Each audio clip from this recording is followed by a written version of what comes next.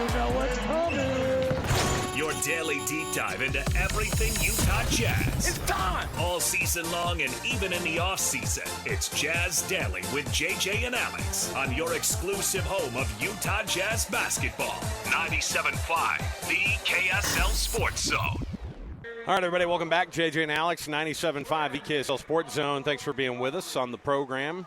Jeremiah Jensen, Alex Curie. We are at, you might hear the voice in the background here at the Expo Center yelling out all the different things you can see here at the Slorex show. It's a Salt Lake Off-Road and Outdoor Expo. You can come check it out for yourself, 12 and under free, and then just bring the family. You can get money off at their website as well, so go check it out. Joining us on the program right now, he is, of course, pre-half and post-game host for the SEG Audio Network, and right here on the KSL Sports Zone, you can hear Jake Scott and Tim Lacombe chopping it up, getting you ready for any Jazz game and breaking it all down.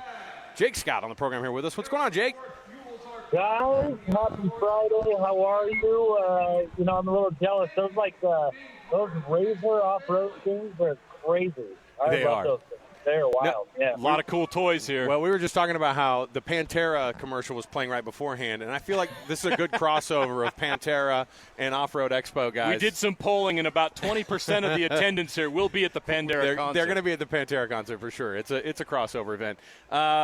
Jake, first of all, this team, I've turned a corner on being grumpy about the wins and losses, and I've started to focus more on some of the things that are going on with the development of these guys. I just love we could be talking about how bad of a bust Walker Kessler ended up being after that first year, but instead we're talking about a guy who might be the story of the season for this team. What's been the real difference maker for Walker to be able to turn the corner that he has? Well, first of all, I think he no doubt is the biggest story from a positive standpoint. I think, honestly, I don't know who got in his ear or who talked to him about that you have to play hard all the time and you've got to be tough. And he's really, he's not that he wasn't that before, I suppose, but, he's just taking it to the next level. You guys watch him without the ball when he's running the floor. I was talking to Ben about this today, that I just used to drive me nuts watch Rudy Gobert complain up a storm instead of running the floor. Watch Walker Kessler run the floor. It's like his hair's on fire. I loved it. Everybody talked about his stats last game. I loved it that he ended the game with his face covered in blood. He's playing tough. He's right now, I would argue, the best rebounder in the NBA. He's the best offensive rebounder in the NBA. And, he's doing what it takes to play at the top level from a physical standpoint. I don't think, I think he's developed skill, but I don't think it's about the skill. I think it's about the mentality and him figuring out mentally what he's got to do to exist in the league. And, man, has he done it. He's been just amazing. It's not often you find a rotation player at number 32 in the draft, let alone an impact guy that can be even more than that. And Kyle Filipowski looks like somebody that could be. What are your thoughts on what you've seen from Flip so far this season? He's obviously played well above what you'd expect out of a guy taken in the second round. Super skilled. I think we all knew that. His shot is definitely further ahead, I think, than planned. I don't know if, you thought he was going to be quite as good of a shooter. He was a facilitator at Duke. We knew that he could kind of fit into that modern passing big. I worry a little bit about him physically still on the defensive side. We saw that, not only against Valanciunas, who's just a monster for the Kings, but, we saw that a little bit with Şengün, even on that night where he played so well against Houston. So I think he needs to be a little bit more physical on the defensive side if he's truly going to be a rotational big. But, as far as like a modern, skilled big, absolutely, I think you've got some value. And if he can figure out how to hold his own on the other side of the ball, there's absolutely room in the NBA for a guy like him. Jake, one of the things that also has been kind of interesting is just watching, which guys are making that leap, and obviously Isaiah Collier's there. What do you think Cody Williams needs the most? I was hearing Bowler talking about, it'd be nice for him to put some weight on and and really to kind of, maybe that'll help with that defensive side of things. But obviously defense in the league is a different level, and he's lacking that right now. But what else is it about Cody Williams that one, the team's not worried about because, he's the number 10 overall pick, and I think that, it takes time to develop. Guys coming right out of school, it's hard to get right into it. But what are the things that Cody Williams needs to improve on to be able to be that guy that can make a difference in the coming years for the Jazz? What's that company you guys do for nutrition and weight loss? SLC. SLC fat loss. He doesn't need it. Yeah. Yeah. The opposite of that. I don't know if there's a company out there that does it entirely opposite, but that's what he needs. Yeah, no, there is a company. There is a company. It's called Uncrustables. Yeah, they do the opposite. Little Caesars.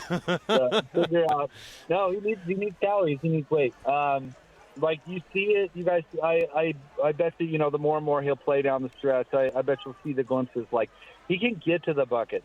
He can actually finish with both hands. But then you just see him get pushed all over the floor, right? He's what, 20? Is he 20 yet? He's not. Right. He hasn't developed. Speaking of, if you want to compare him to Isaiah Collier's got no neck at all. I mean, he's got an adult body. Like he really does. He's come into the league and he can hold his own physically. You see that. And, like Donovan Mitchell came into the league and didn't have to develop a lot physically. Gordon Hayward came into the league and absolutely had to develop everything physically, right? I mean, he looked like a little kid out there. We forget how young these guys are and how different, you can be physically between the ages of 19 and, say, 23. And some guys just have to put on weight. And for Cody Williams to really be a dynamic NBA player, he's got to be, 20 pounds heavier at minimum.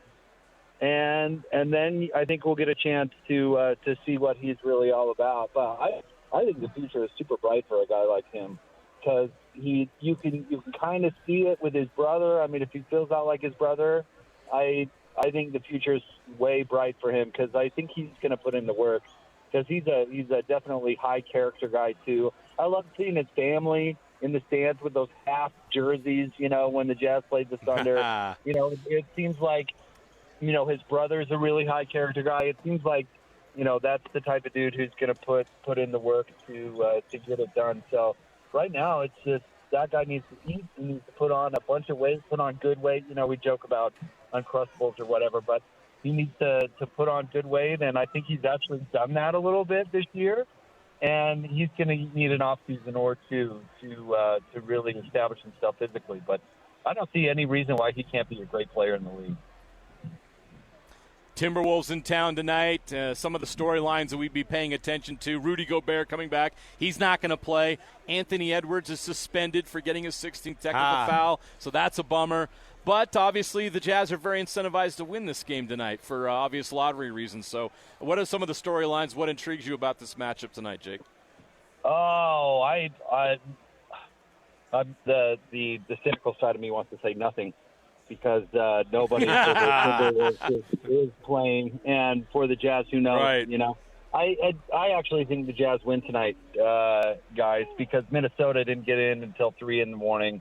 They're on the second night of a back-to-back. Nobody's playing. Anthony Edwards isn't playing. I mean, are we going to see Joe Ingles play 30 minutes tonight for Minnesota? Why not? Why not? Meanwhile, the Jazz have been rested, and a lot of their good players are playing really well. So it's kind of one of those things where a lot of people don't want to see the Jazz win, but as you kind of alluded to there, they've got Minnesota's pick, so you might as well give yourself permission to win one.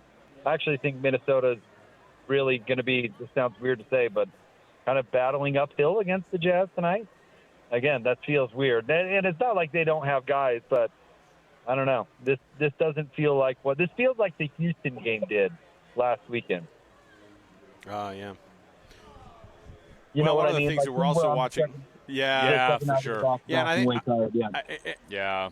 Well, and so it's like a battle to see who wants to lose this one more. Right. Hey, come on, who wants to lose this one more? But I do think that, when you have guys who come in and these young guys have been developing, and Will Hardy's had the challenge of putting together rosters with, insane injury reports before every game, and so what do you think that Will Hardy's done this year to make to kind of sharpen his sword as a head coach? Because they're asking him to do a lot with very little, and they're asking him to also make sure that these guys are there's still a positive vibe, and I feel like they haven't lost any of that.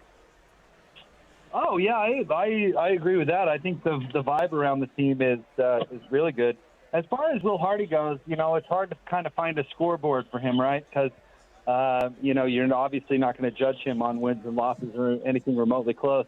I'd throw it out there. Look at it this way, guys. Has every young player on the Jazz, the 6 or 7, third year and younger, is there anyone outside of Taylor Hendricks who hasn't played, who hasn't gotten better? Like I would argue that all those players have gotten better. From Walker Kessler on down, Cody Williams. We talked about him a little bit. Isaiah Collier, Filipowski. We're talking about all these young players. They've all gotten better. They've all had moments. I mean, even remember that Bryce Sensabaugh weekend in Florida wasn't that long ago, where he was just crushing. So I think if we're going to judge Will Hardy, it's hard to judge on game-by-game basis. It's hard to judge on kind of the veterans. But if you look at the young players developmentally, have they gotten better? Are they doing the right thing? Will Hardy talked so much last year about play hard and pass. Is that what they're doing? Are they guarding? Keontae George, I think, has actually responded really well to moving to the bench. And he's probably not happy about it, but he's playing better, and he's playing hard, and he's got a chip on his shoulder, and all those things. Like that stuff has worked. Empowering Isaiah Collier has worked on his end. And, we'll see if he develops the shot and does what he needs to do to become a guy in the NBA. But I would argue all those players got better. LeBron James chimed in on a topic that's been talked about around the league quite a bit lately, and he said that being the face of the league is unwanted given the current state of NBA coverage and public perception. He said, quote, "Why do you want to be the face of the league when all the people that cover our game and talk about our game on a day-to-day basis crap on everybody? For those who have that responsibility, it's just weird energy." What's your take on that? Do you feel like some of the criticism the league's taking right now is justified or not? Well, I think LeBron is directly responsible for the reason that the league has lost popularity. So it's pretty hilarious to hear LeBron say, the face of the league, this. No, honestly, it's like LeBron, the guy in the hot dog costume that crashed into the clothing store, right? We got to find the guy who did this. Honestly, he crowned himself the face of the league, which is another reason that's kind of funny to hear him say that. But, I think player empowerment has been bad for the NBA. I do. I think, that's led directly to things like load management. LeBron is a clutch guy. Clutch is twisting arms and manipulating franchises and having all this stuff happen. I think that LeBron is very much involved in a lot of the things that people don't like about the NBA. Did LeBron do the dunk contest? We all are nostalgic about All-Star Weekend and when that mattered and when people would actually participate. Kobe did the dunk contest. Michael did the dunk contest. They did things like that. LeBron is too cool for it. LeBron doesn't try in the All-Star game. What he did before this year's All-Star game was just offensive. I don't think people talked enough about that.